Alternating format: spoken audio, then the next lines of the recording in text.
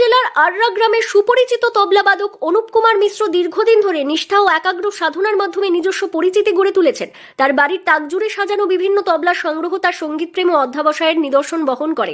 অল্প বয়সেই তবলায় হাতেখড়ি হবার পর থেকেই নিয়মিত অনুশীলন ও কঠোর পরিশ্রমের মাধ্যমে আজ তিনি নিজেকে একজন দক্ষ তবলা শিল্পী হিসেবে প্রতিষ্ঠিত করেছেন। বর্তমানে পুরুলিয়া জেলার সীমানা ছাড়িয়ে রাজ্যের বিভিন্ন প্রান্তে নিয়মিত তবলা পরিবেশন করে চলেছেন তিনি। নানা সাংস্কৃতিক অনুষ্ঠান ও প্রতিযোগিতায় অংশগ্রহণ করে বারবার সাফল্য অর্জন করেছেন।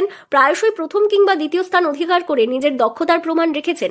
মোটামুটি আমার তো বছর যখন ওই 8-9 তখন থেকেই শুরু করেছিলাম। কার হাত ধরে প্রথম শেখা? প্রথমে বাবা শিখেছিল, তারপরে সামনে ছিল সনদদা, তারপরে আমি আপনার রানীগঞ্জে শিখি, রানীগঞ্জ থেকে কলকাতায়, এখন বর্তমানে দুর্গাপুরে পিনাকি চক্রবর্তীর কাছে শেখা। এখনো শিখছেন? হ্যাঁ, এখন অনলাইনে ক্লাস হয়। তবে তার সাফল্যের মাঝেও রয়েছে এক ধরনের আক্ষেপ। আধুনিকতার প্রভাব এবং ইলেকট্রনিক বাদ্যযন্ত্রের ক্রমবর্ধমান জনপ্রিয়তার ফলে ঐতিহ্যবাহী তবলার গুরুত্ব ধীরে ধীরে কমে আসছে বলে মনে করেন তিনি। এই পরিস্থিতিতে নিরুৎসাহিত না হয়ে বরং নতুন প্রজন্মের মধ্যে তবলার প্রতি আগ্রহ বাড়াতে সক্রিয় ভূমিকা নিয়েছেন অনুপ কুমার মিশ্র। শিক্ষাদান ও অনুপ্রেরণার মাধ্যমে তিনি তরুণদের এই বাদ্যযন্ত্রের সঙ্গে যুক্ত করার চেষ্টা করছেন। তবলাটাকে আগে নিয়ে যাওয়ার চেষ্টা করছে। বর্তমান প্রজন্মকে কি বলবেন?